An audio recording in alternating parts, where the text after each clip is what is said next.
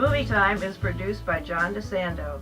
Listen to the full shows and read reviews online at WCBE.org. I'm John DeSando. And I'm Linda Baas McClelland. And this is It's Movie Time. It's movie time, Johnny. Now, Linny, I think you've had a cat or two in your time, haven't you? I sure have. Indeed, I've had several cats.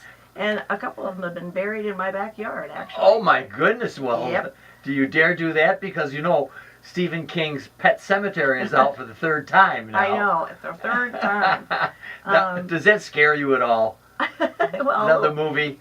Well, not a whole lot, but you know, Stephen King is the king of scary, and I love The Shining, I love Carrie, so I was expecting to be scared out of my wits. Okay. And I really wasn't. Oh, you weren't.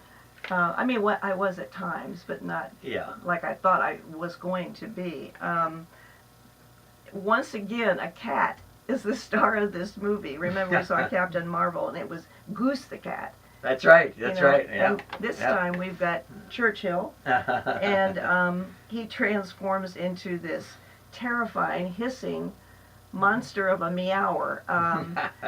It's he is scary. I mean, there are definitely scary, frightening things in the movie. Well, in the backyard, this family has moved from Boston to Maine.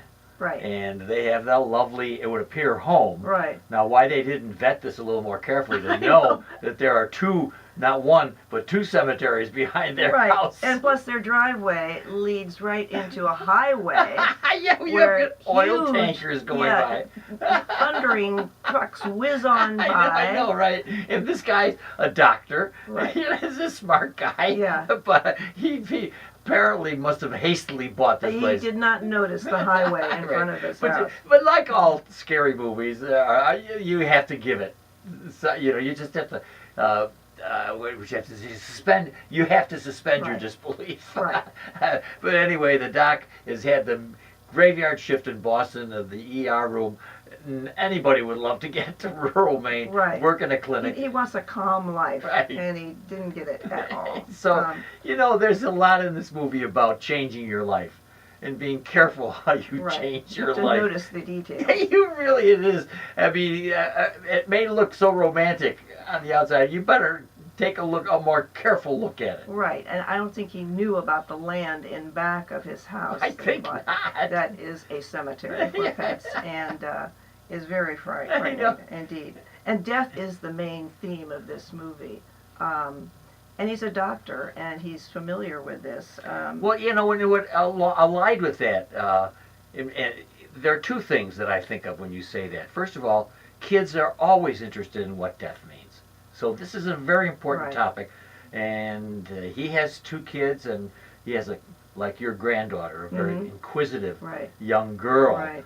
And so that part is true. And what was I thinking?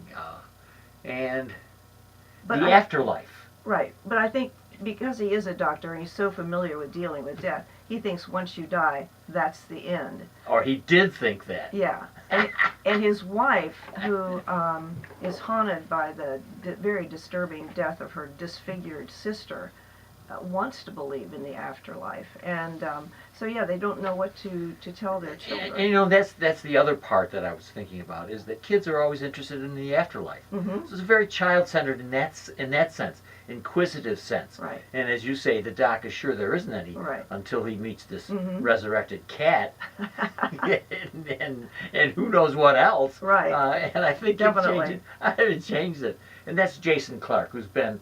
I just saw him in Aftermath. He's a really fine actor. He is a very good actor, and I think I said this to you. Watching him, I thought he was a cross between Paul Newman and Bill Murray for some reason. Oh, was it Bill Murray? His face sort of looked like between the two of them. Right. And he's a good actor. He's a good actor. He misses the Paul Newman beauty, but he has the same kind of mouth, classic mouth and nose. And so. But anyway, he's a really good, solid actor. And one of the things I like about his performance here is that, except when the film progresses, he's not over the top. Mm-hmm. He's kind of cool. Right. You know, we've made a change in our life. There are some things we have to face here, and so I like it for that reason. Now, beyond that, the board that announces it's the Pet Cemetery has cemetery misspelled. Right. So you got an idea things are not going to be normal. No.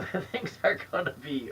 What about John Lithgow? Oh, he's great. He plays their neighbor, Judd.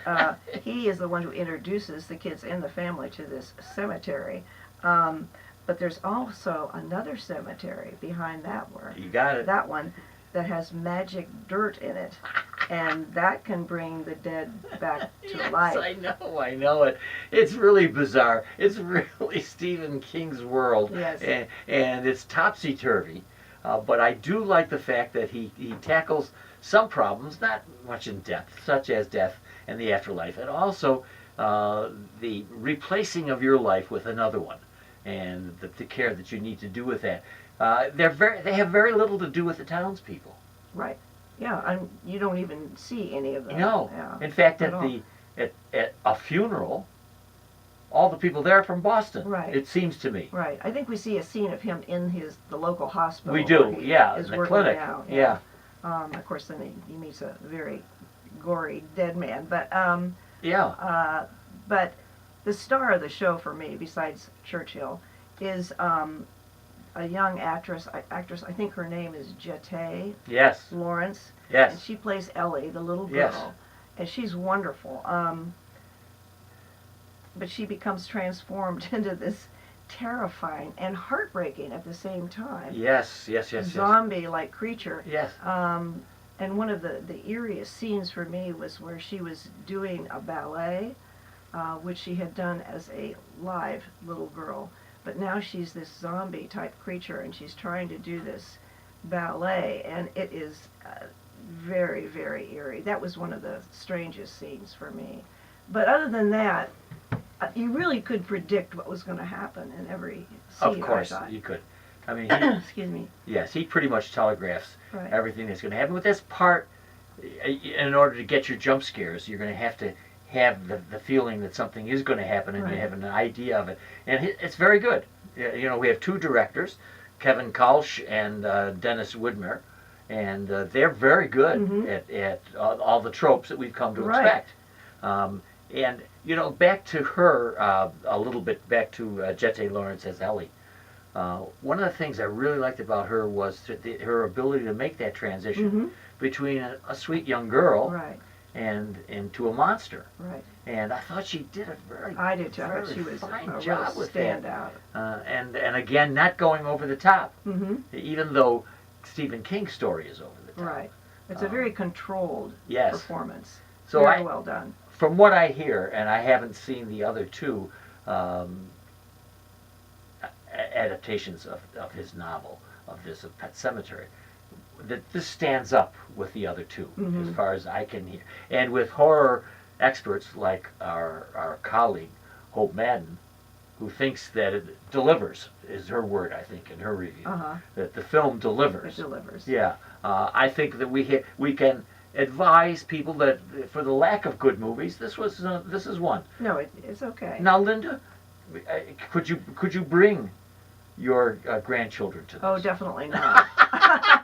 Definitely not. You know, because it is terrifying in spots. Except you think that what's going to happen happens. But I noticed I thought was someone you laughed in a couple places that were supposed to be very scary. Why did you do that? I do it because it's so expected. Okay. It's so much a part of the tradition. Right. It's so much a part of the tropes, and when it happens, it just amuses Yeah, the you were heck out of me. guffawing over there. No, I wasn't the only one, was I? I don't think so. All right.